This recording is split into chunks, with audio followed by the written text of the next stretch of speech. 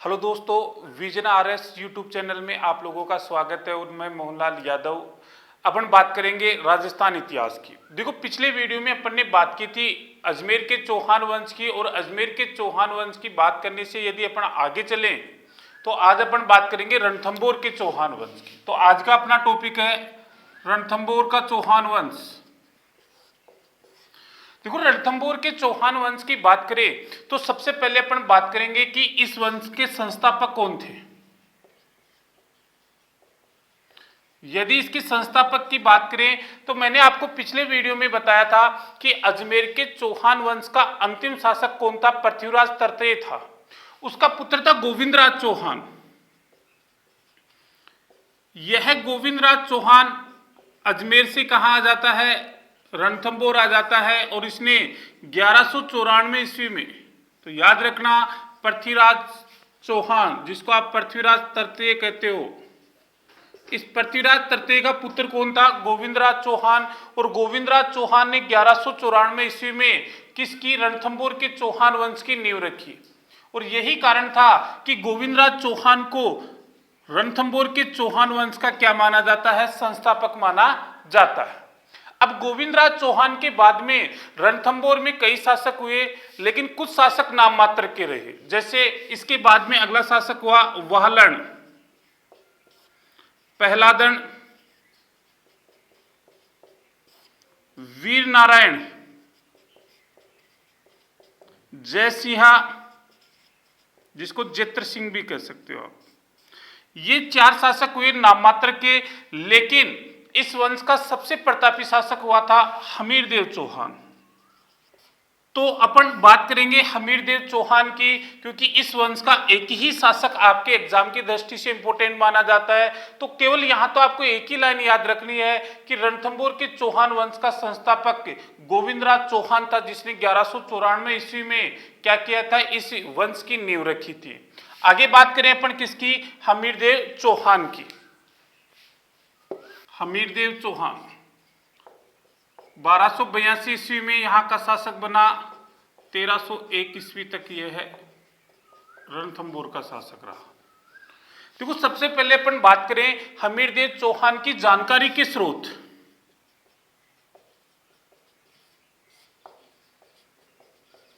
तो अपन बात करेंगे किसकी, जानकारी के स्रोत, कि ऐसे कौन कौन से ग्रंथ थे जिससे अपने को हमीरदेव चौहान के बारे में या इसके इतिहास की जानकारी मिलती है। उसमें पहला है हमीर महाकाव्य,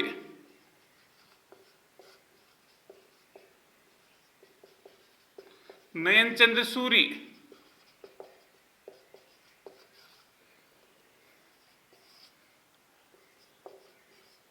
हमीर रासो,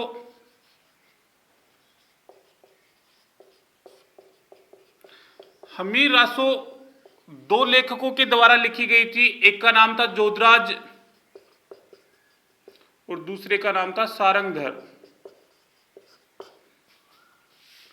हमीर हट, चंद्रशेखर,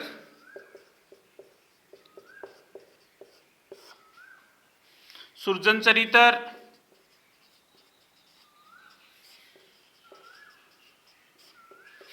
चंद्रशेखर,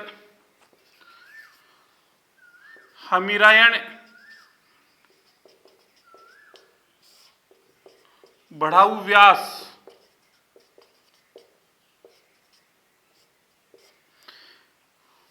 खजाइन उल फुतूह,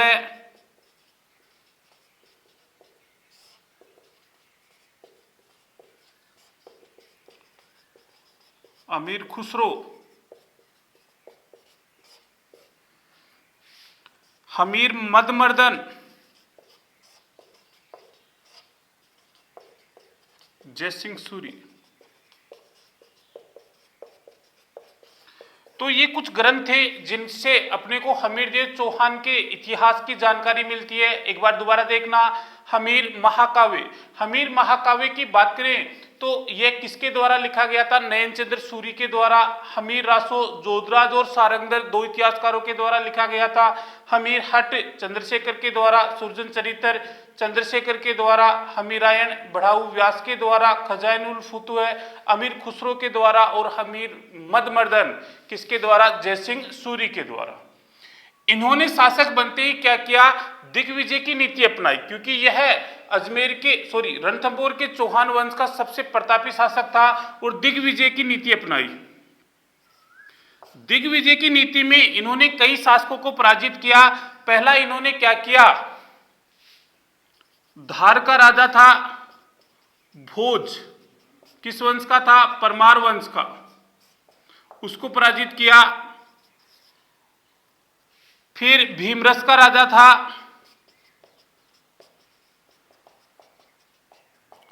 अर्जुन,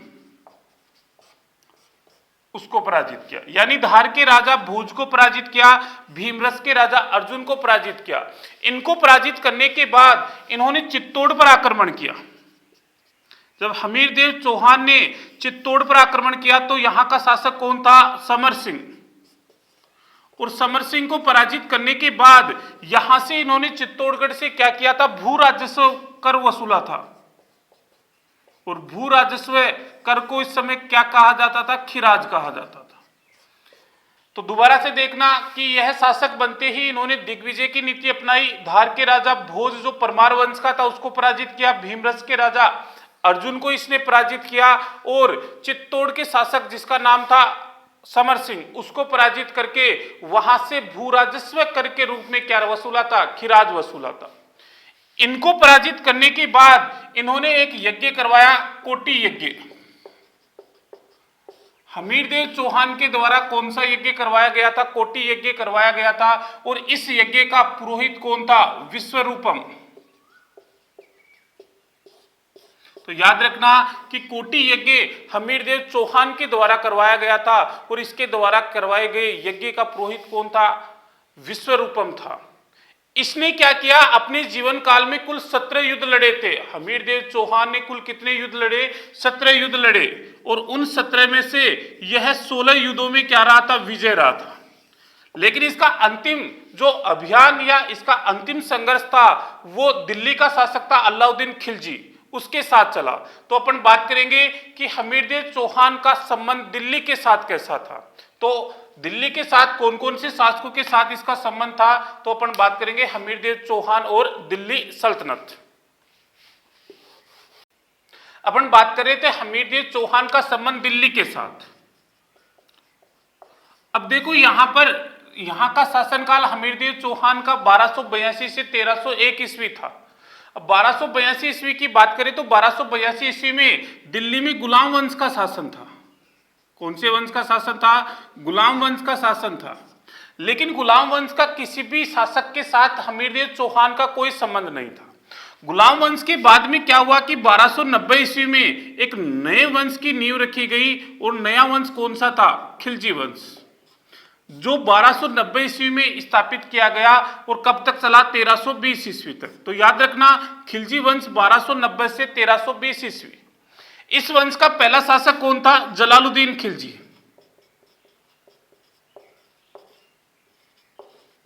और जलालुद्दीन खिलजी को खिलजी वंश का संस्थापक भी माना जाता है, जो 1290 ईस्वी से लेकर 1296 ईस्वी तक यहां का शासक रहा। तो पहला संबंध अपन देखेंगे हमीरदेव चौहान का किसके साथ? जलालुद्दीन खिलजी के साथ।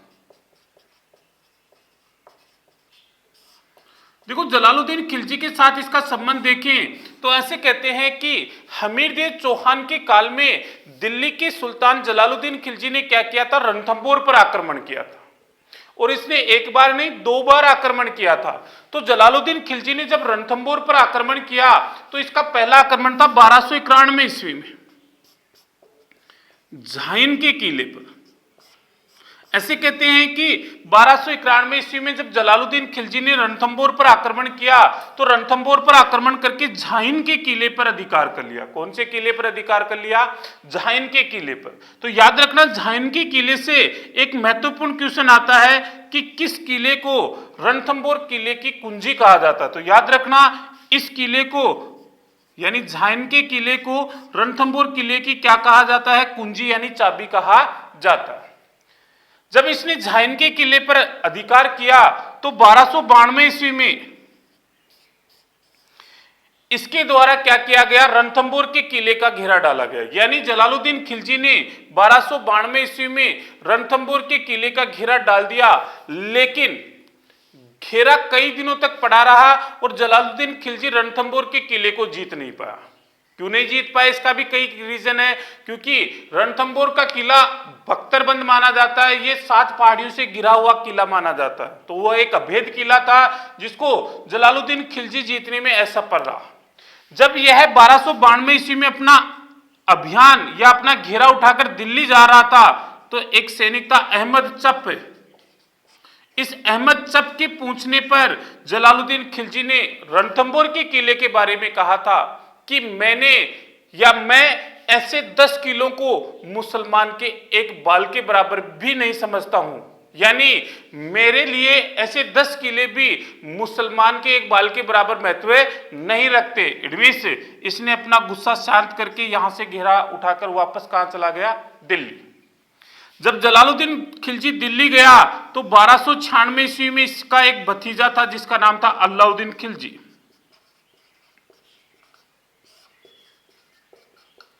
अलाउद्दीन खिलजी दिल्ली का शासक बना कब?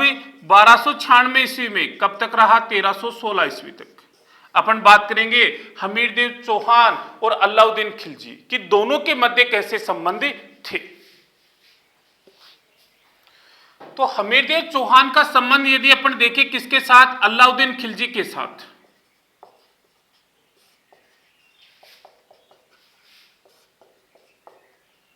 कब तक रहा ये? 1296 ईस्वी से लेकर 1316 ईस्वी तक दिल्ली का बादशाह रहा। तो सबसे पहले अपन बात करेंगे हमीरदेव चौहान और अलाउद्दीन खिलजी के मध्य विरोध के कौन कौन से कारण थे। कई बार आपसे यहां से डायरेक्ट क्वेश्चन पूछ लिया जाता है कि निम्नलिखित में से दोनों के मध्य विरोध के कौन से कारण थे या निम्न में से कौन सा कथन सत्य है या असत्य है। तो कारणों में पहला कारण था कि यह एक महत्वाकांक्षी शासक था। कौन? अलाउद्दीन खिलजी। और यह अखंड भारत पर शासन करना चाहता था, इसीलिए इसने क्या किया? रणथंबोर पर आक्रमण किया। दूसरा, रणथंबोर के किले का क्या था? महत्व अधिक था। क्यों महत्व अधिक माना गया? क्योंकि वह एक अभेद किला था जो प्राकृतिक रूप से 7 पहाड़ियों से घिरा हुआ था। और यही कारण था कि अबुल फजल ने उसके बारे में कहा था कि राजस्थान के सब किले क्या है? नंगे, लेकिन एकमात्र किला है जो बख्तरबंद है। तीसरा कारण, 1299 ईस्वी में जब खिलजी की सेना गुजरात अभियान के लिए जा रही थी तो उस समय रणथंबोर का शासक कौन था? हमीरदेव चौहान। तो हमीरदेव चौहान ने 1299 ईस्वी में गुजरात जाती हुई खिलजी की सेना को मार्ग नहीं दिया था, इसलिए यह अपनी इस अपमान का बदला भी लेना चाहता था। तीसरा कारण ये। 4 नंबर का कारण, गुजरात अभियान जब 1299 ईस्वी में गया तो यहां पर 3 सेनापति गए थे। एक का नाम उलुग खां, नुसरत खां और एक मंगोल नेता था मोहम्मद शाह। ये तीनों गुजरात अभियान से वापस लौट रहे थे। तो ऐसे कहते हैं कि तीनों में युद्ध में लूट के माल को लेकर झगड़ा हो गया। जब तीनों में युद्ध के माल को लेकर झगड़ा हुआ तो मोहम्मद शाह क्या करता है? युद्ध का माल लेकर हमीरदेव चौहान के पास शरण ले लेता है। तब अलाउद्दीन खिलजी ने कहा था कि आप मोहम्मद शाह को लौटा दो, मैं रणथंबोर पर आक्रमण नहीं करूंगा। एक कारण यह था कि हमीरदेव ने अपने शरणागत आए हुए मंगोल नेता मोहम्मद शाह को लौटाने से मना कर दिया। 5 नंबर का कारण, ऐसे कहते हैं कि मंगोल नेता मोहम्मद शाह और अलाउद्दीन खिलजी की पत्नी चिमना इन दोनों के मध्य प्रेम प्रसंग चल रहा था। तो मोहम्मद शाह और चिमना बेगम के मध्य जो प्रेम प्रसंग चल रहा था, इसका पता लगा किसको, अलाउद्दीन खिलजी को। तब मोहम्मद शाह किसके पास शरण लेता है, हमीर देव चौहान के पास शरण लेता है।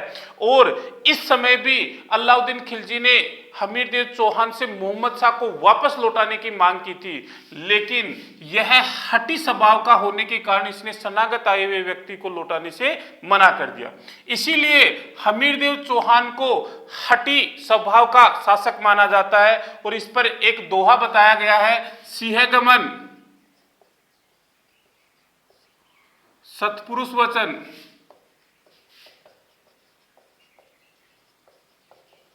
कदली फल एक बार, तिरिया तेल,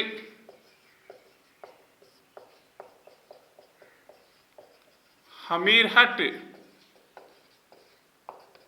चढ़े ने दूजी बार। तो याद रखना, ये दोहा किसके बारे में कहा गया है, हमीर देव चौहान के बारे में। सिंहगमन सतपुरुष वचन, कदली फल एक बार, तिरिया तेल, हमीर हट चढ़े ना दूजी बार। तो ये कुछ ऐसे कारण थे जिसके कारण अलाउद्दीन खिलजी ने क्या किया, हमीर देव चौहान पर आक्रमण किया। अब अपन बात करते हैं कि कौन कौन से आक्रमण। अलाउद्दीन खिलजी ने अपना पहला सैनिक अभियान भेजा 1299 ईस्वी में, 2 सेनापतियों के साथ, उलुग खां और नुसरत खां। ऐसे कहते हैं कि उलुग खां और नुसरत खां जब सेना लेकर रणथंबोर आए तो इस समय 1299 ईस्वी में एक युद्ध लड़ा गया और युद्ध का नाम था हिंदू वाटिका युद्ध। तो याद रखना कौन सा युद्ध लड़ा गया, हिंदू वाटिका युद्ध। और हिंदू वाटिका युद्ध कब लड़ा गया, 1299 ईस्वी में। किस किस के मध्य, उलुग खां प्लस नुसरत खां वर्सेज भीम सिंह प्लस धर्म सिंह। ये दोनों ही हमीर देव चौहान के सेनापति थे। जब दोनों के मध्य युद्ध हुआ, उलुग खां प्लस नुसरत खां वर्सेज भीम सिंह प्लस धर्म सिंह, इस युद्ध में किसकी विजय हुई, हमीर देव चौहान की विजय हुई। लेकिन भीम सिंह यहां लड़ता हुआ वीर गति को प्राप्त हुआ और कालांतर में नुसरत खां की भी हत्या कर दी गई। इनमें से दोनों खेमों से एक एक सेनापति वीरगति को प्राप्त हुआ। यहां नुसरत खां लड़ता हुआ वीरगति को प्राप्त हुआ, यहां भीम सिंह लड़ता हुआ वीरगति को प्राप्त हुआ। जब इस बात की खबर अलाउद्दीन खिलजी के पास पहुंची तो अलाउद्दीन खिलजी स्वयं सेना लेकर आया और स्वयं सेना लेकर उसने क्या किया, 1301 ईस्वी में रणथंबोर के किले का घेरा डाल दिया। आगे बात करेंगे अलाउद्दीन खिलजी का आक्रमण। देखो अलाउद्दीन खिलजी ने 1301 ईस्वी में क्या किया, रणथंबोर के किले का घेरा डाल दिया। जब रणथंबोर के किले का घेरा डाला तो ऐसे कहते हैं कि अलाउद्दीन खिलजी की भी स्थिति जलालुद्दीन खिलजी जैसी होने लगी। लेकिन उसी समय हमीर देव चौहान के 2 सेनापति थे, एक का नाम था रणमल और एक का नाम था रतिपाल। रणमल और रतिपाल नामक सेनापतियों के विश्वासघात के कारण क्या हुआ, खिलजी की सेना रणथंबोर के किले में प्रवेश कर गई। जब खिलजी की सेना रणथंबोर के किले में प्रवेश की तो इस समय क्या हुआ, हमीरदेव चौहान और उसके सैनिक लड़ते हुए वीरगति को प्राप्त हुए, जिसको आप कह सकते हो केसरिया।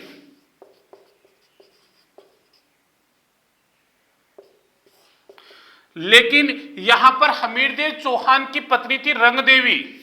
क्या नाम था, रंगदेवी। रंगदेवी के नेतृत्व में महिलाओं ने क्या किया, जल जोहर किया, जिसको आप कह सकते हो जोहर। और यह रणथंबोर के किले का कौन सा साका कहलाया, प्रथम साका। यानी केसरिया प्लस जोहर क्या कहलाता है, साका। किसके नेतृत्व में हुआ, रंगदेवी के नेतृत्व में हुआ। कौन सा जोहर था, जल जोहर। यहां से एक क्वेश्चन आता है कि फारसी के इतिहास में पहला जोहर कौन सा था जिसका उल्लेख मिलता है, तो याद रखना रणथंबोर के किले का पहला साका या जोहर था जिसका उल्लेख फारसी के इतिहास में मिलता है। हमीरदेव चौहान लड़ता हुआ वीरगति को प्राप्त हुआ और रणथंबोर के चौहान वंश क्या हो गया, समाप्त हो गया। लेकिन हमीरदेव चौहान ने एक कार्य और किया था। इसके पिता का नाम था जेतर सिंह। जेतर सिंह की याद में रणथंभौर के किले में 32 खंभों की छतरी का निर्माण करवाया था। कितने खंभों की छतरी का निर्माण करवाया? 32 खंभों की छतरी का निर्माण करवाया, जिसको न्याय की छतरी कहा जाता है। क्या कहा जाता है? न्याय की छतरी कहा जाता है। और इसी के साथ अपना जो ये टॉपिक था रणथंभौर का चौहान वंश वो हुआ कंप्लीट। अपनी नेक्स्ट वीडियो में अपन बात करेंगे जालोर के सोनग्रा चौहान वंश की। यदि इस टॉपिक से संबंधित कोई भी डाउट हो, कमेंट बॉक्स में जाकर अपने डाउट को क्लियर करें, हमारे चैनल को लाइक करें, सब्सक्राइब करें और बेल आइकन दबाएं।